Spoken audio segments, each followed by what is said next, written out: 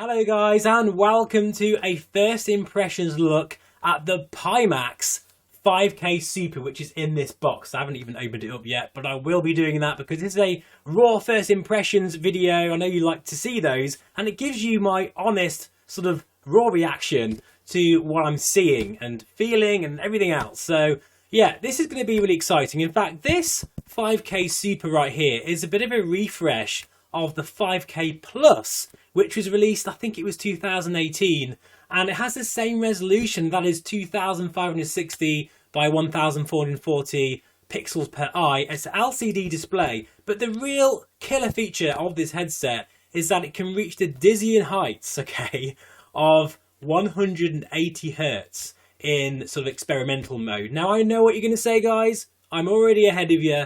There's no way we're going to ever reach the dizzying heights of 180 frames per second in heavyweight sims like Microsoft Flight Simulator, DCS, you know, an X-Plane. But it will be interesting to see sort of the resolution of this 5K headset, because the 8KX, as much as I adore that headset, in fact I love it that much, I now own one, it's amazing. This could be more of a viable option for people who've got medium PCs. You know, most people don't really have 3090s. I appreciate that. So this is why I think this will be an interesting test, because you still have that massive diagonal field of view of 200 degrees, 170 degrees, sort of horizontal. So if you are, you know, really, you really want that massive field of view and a decent display, but you can't quite run the 8KX. And this is a lot cheaper as well. This is where things become a little bit more interesting, doesn't it? Because I want to know where this sits in the VR headsets that I've been testing out recently. That includes the likes of the Vive Pro 2, the 8KX, the G2 as well. So yeah, I think this might be an interesting video, guys. I hope so. But anyway, enough of me talking. I'm going to now open this box. I'm not going to show you the unboxing as such, but I will take a couple of pictures and put that in at some point, probably now. So me and Monty are just going to quickly show you what's inside the box. He's very excited about this, like I am. And I have to say, the Pimax unboxing experience is very good. I just love this sort of black box here. And it says here, if you can just see, your vision is your world. I love that. And we just take this off here, and there she is. That is the 5K Super. Very nice indeed. I can actually smell how new it is already. So really, this is the headset. We're just going to take a look at this in more detail here, but in a minute. But yeah, I do like this blue sort of cover that they use these days. It does give you impression of quality, I've got to say. And yeah, even just this here, it's all very well packaged. And that's pretty much it here. Just a very quick unboxing. And let's get to the main event, and I'll join you upstairs again, where we're going to check this out for the very first time. Here we go. So there we have it, the fastest unboxing you've ever seen on YouTube. I don't like to mess around, guys, seriously. But here we are. There she is in all her glory. And I've got to say, I've got the cable here, which is very nice how it's in this own box there. And yeah, just that fit and finish. Pimax have really paid attention recently to their sort of later headsets, because I know they used to have a sort of black surround, which was quite plasticky. But this has the same finish as the 8KX. It's kind of like a real beautiful sort of rubberized material, which does feel like it's hard wearing. And I have to say, my 8KX is looking as every bit as new as the day I got it, and it's had quite a few hours already. So I do feel that this new hard wearing kind of material will stand the test of time, absolutely. Also, I like how, well, I've got the K-Demus sort of deluxe audio strap, I believe, on this, with that sort of brushed aluminium arm there, with Pimax on the side. I just like those little touches, and also the strap has Pimax, if you can see that. Can you see that, guys? Sorry. There we go, look. Got the Pimax logo. I do like that. That's a nice touch. So let's have a look at these lenses. You get the same 200 degrees diagonal field of view as the 8KX. So, you know, a lot of those headline features are still there. I'll just take this off here, which tells you where to download the Pi tool. We've already got that installed. And there we are. There are the lenses, which look very similar, really. Let me just get this side of the camera. and just show you them there. Look at that. Those lenses are just absolutely gigantic.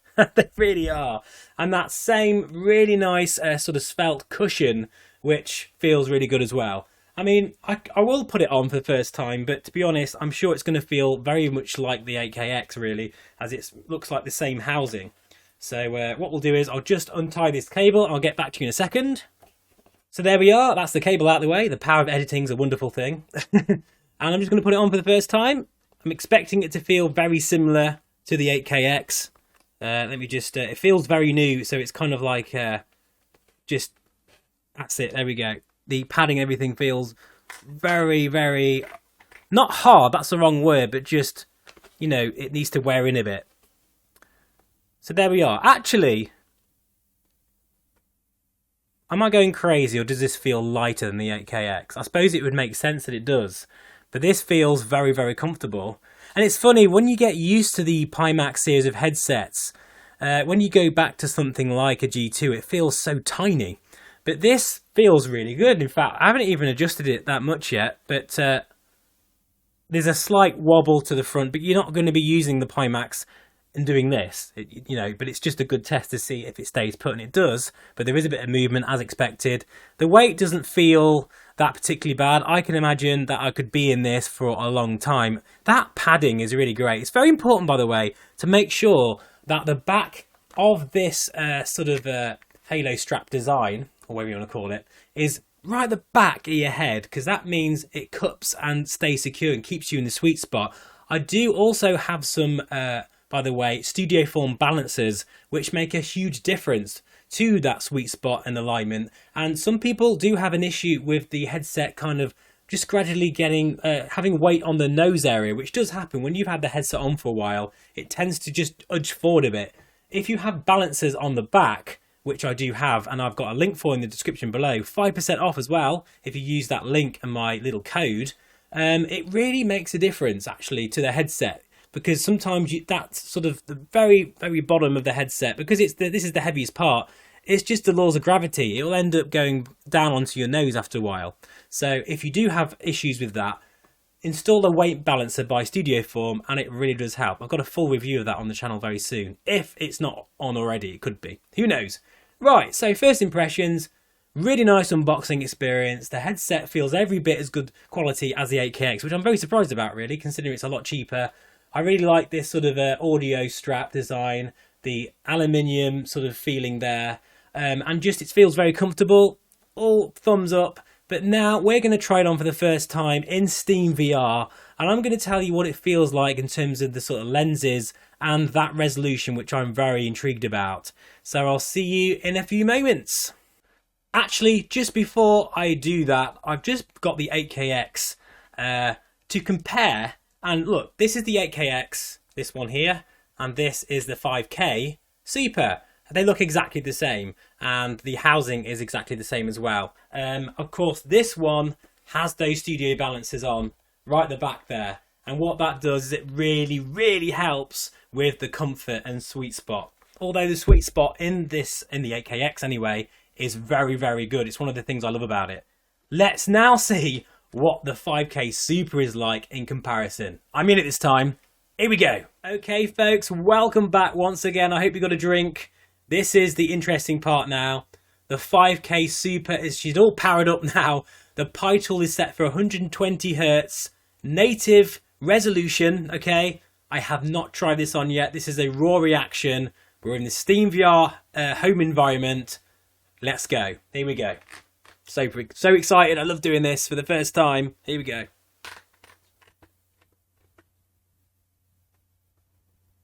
So, okay. I've got to say, this is such a comfortable headset, but my very first impression is that actually I can see screen door effect. So keep in mind, I am used to the 8KX, I'm used to the Reverb G2, the Vive Pro 2, even the Quest 2 has a very high resolution.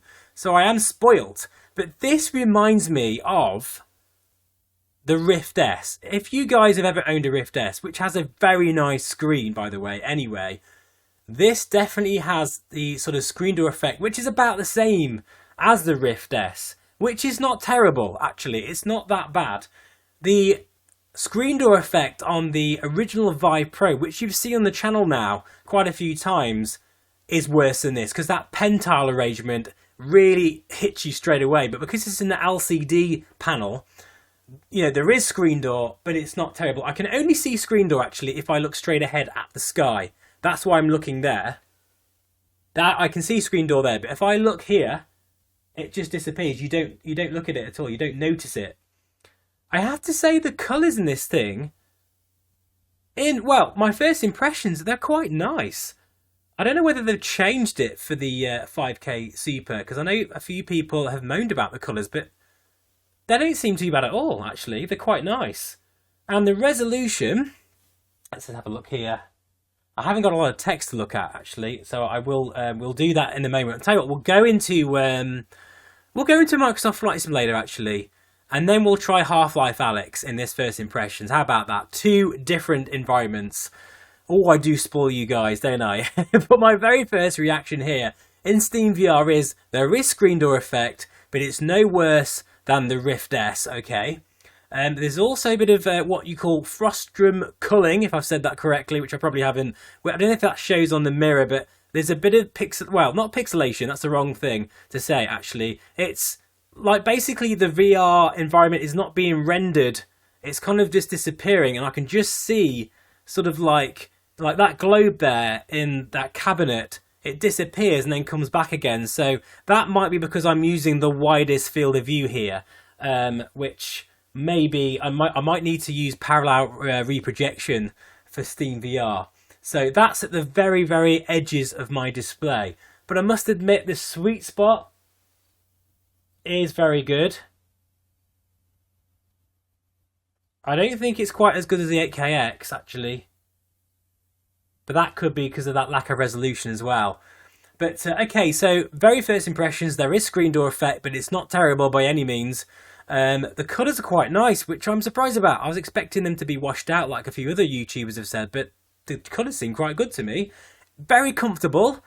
In terms of Mura, there's no Mura. There's hardly any. I can't really see any. Can I see any glare there? No. I mean, I've been using the Vive Pro 2 quite a lot recently, and this seems very nice in comparison, I have to say. Mura. There's a tad. There is a tad of Mura there, actually,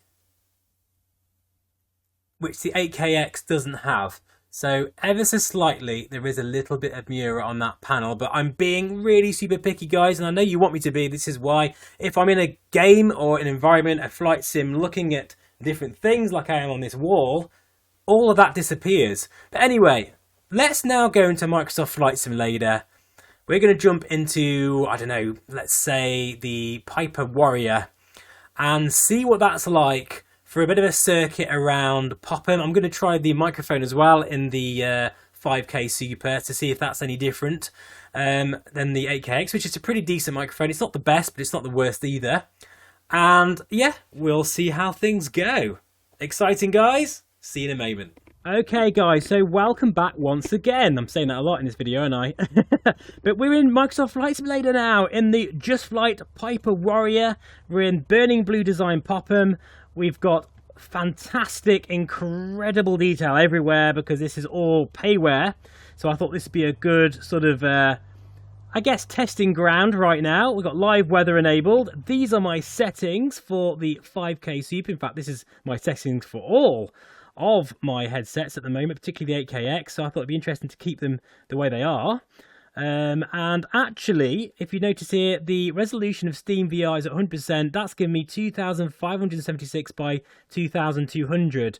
So that probably counts a little bit for barrel distortion. But I have to say straight away that the resolution is definitely a lot lower. It feels like a Rift S. I think that's going to be a bit of a theme, actually, for the 5K Super. This feels like a Rift S with a 170 degrees horizontal field of view. That really, honestly, that's what it feels like right now. And in terms of the performance, oh my goodness me. What am I doing? I'm hardly going to make... My goodness me, I didn't make it there. Too busy talking. The performance is amazing. I'm getting motion smoothing easily, and I must be getting at least 50 frames per second here because of that lower resolution. Now, I have to say, what struck me as well straight away is that I'm not really noticing screen door effect like I did in the SteamVR home environment. And that's because I'm looking at gauges, I'm looking at clouds, scenery, the whole thing. So it really makes a big difference. The screen door is very much like the Rift S again, which doesn't become much of a problem for me personally, but I am used to, you know, I've come from, say, the CV1 and the Vive Pro and the Rift S with screen door, so I'm used to that, so it doesn't bother me that much, but that might bother you. Now, the amazing thing about this is I'm getting this kind of frame rate, which you can't get in the 8KX right now, with the very wide field of view. I can't run the wide field of view with my system, which is a beefy system, with the 8KX in this sim. I just can't do it. The frame rates are too low. But with this, considering I've also got parallel reprojections on, which usually, you know, that really does tank the frame rate. I'm doing this because I can see that I've got motion reprojection. Everything's incredibly smooth.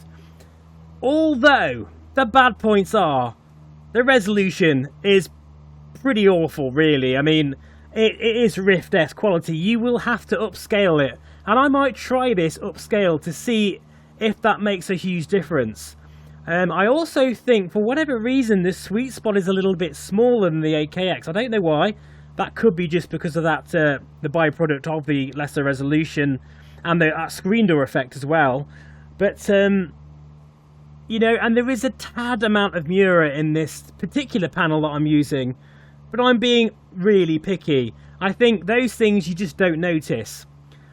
So right now, I couldn't recommend this over a Reverb G2. Absolutely not. I probably wouldn't even recommend this over a Quest. But I think what I would recommend, if you crave that massive wide field of view, but you've only got a sort of medium to high, yeah, probably like a medium average computer,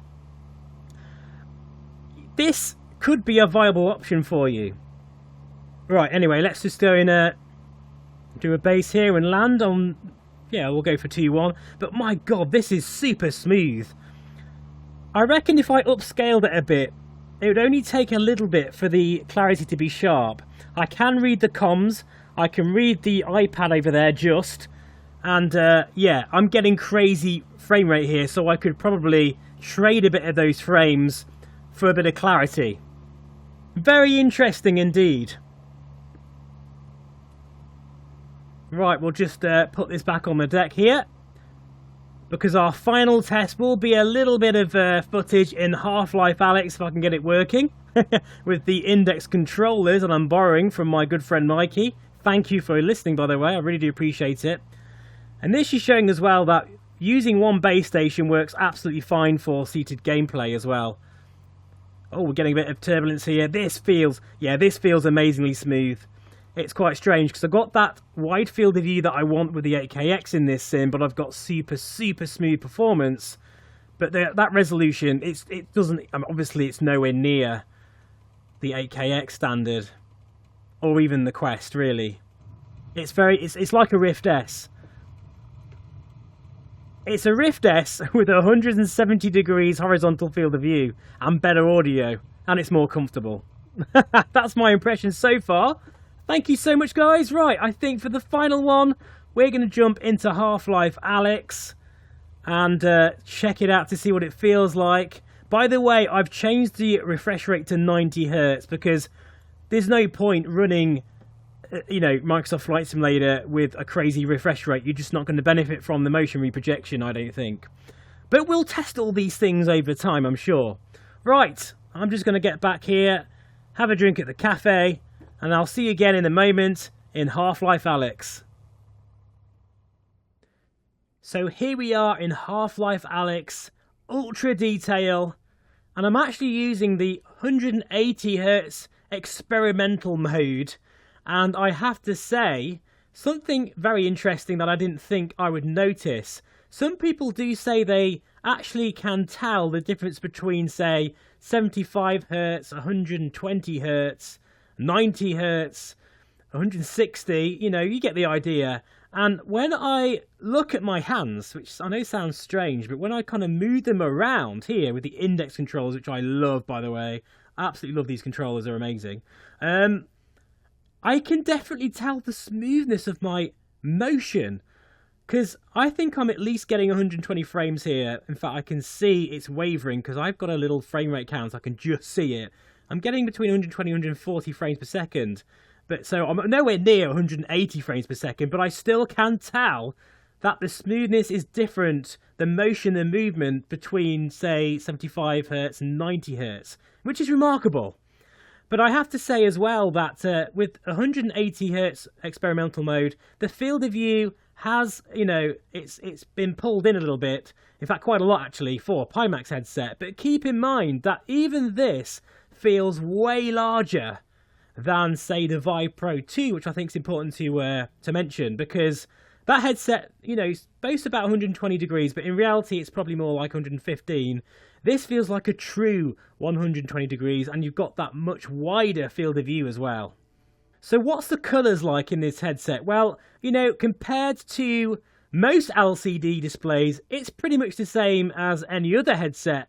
I do feel the Vive Pro 2 does take the honours here, but it does even against the Reverb G2 when it comes to black levels and just those vivid colours. I think it just looked fantastic, considering it's an LCD display. It's never going to compete against an OLED display, absolutely not. But, you know, it's okay, it's pretty standard. In terms of the visual clarity, notice I'm getting some sort of frostum culling again. You can see there that right in the corner of my vision, I can see that things aren't being rendered, so I'm going to have to make sure parallel reprojection is enabled for this title as well, which is interesting. It's not too distracting, but you'll definitely be able to see it on the mirror, I think. Well, you might not be able to. It's very slight, but yeah. The visual clarity of this headset, well, I guess it's the same as in Microsoft Flight Simulator.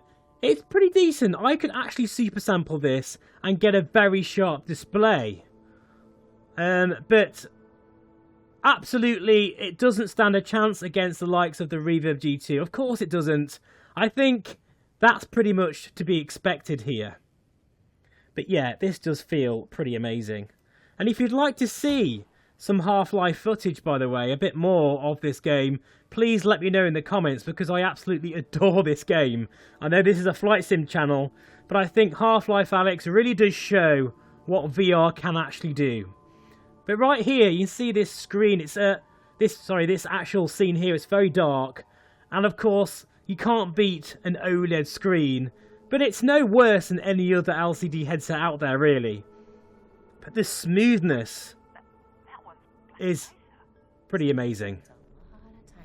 I love this game so much. So yeah, I've actually been using this headset now for about 2 hours non-stop. And I have to say, it's super cool. There's absolutely no heat emitting from this display, which is fantastic. And if I look up here, I can see screen door, but it's not a total deal breaker, to be honest. The thing is, though, really, I'm not sure what kind of sort of enthusiast or VR user I could recommend this headset to, really. Because if it was flight simulation, I'd probably recommend the G2 over this anyway, to be honest, because it's probably a bit better value for money when you consider the base stations.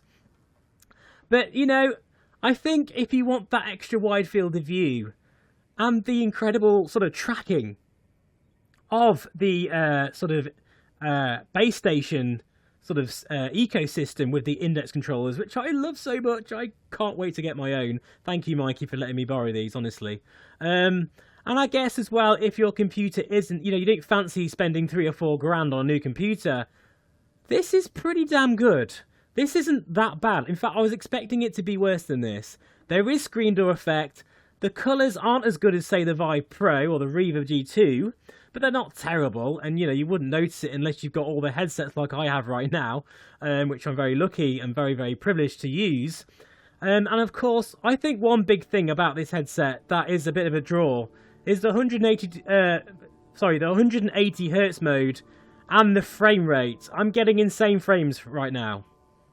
It is pretty amazing. this is basically a Rift S with a wide field of view. I've said that a few times, but that's my first feeling of this headset, really. And I've got to say, the speakers, the KDMS speaker system does sound pretty damn good as well. Better than the Vive Pro, and way better than anything from, say, the Rift S and Quest. But certainly not up to the standard of the Index-inspired floating speaker system. But I know Pimax are in the works producing their own version of that, which I'm looking forward to checking out perhaps in a future video. Anyway, guys, I think that will be it from me. If you'd like to see me actually play Half-Life Alyx with a bit of, action and all that, please do let me know. I'm going to continue with my campaign. I've started it all over again in this headset, and I hope that's been of some use to you, really. And I'll see you again on the next one. Please let me know in the comments what you'd like to see. As I say, any questions, any tests, fire away. I'm all ears, and I will do my best to get some video content out. I am going away on a holiday, so it might be a while, but hopefully, as soon as I'm back home, I'll get cracking again with plenty more VR content. So, I might as well wave with the Index controllers, which feels so smooth. Look at that, wow. It's just moving around with your hands, and you can definitely tell the motion is very cool.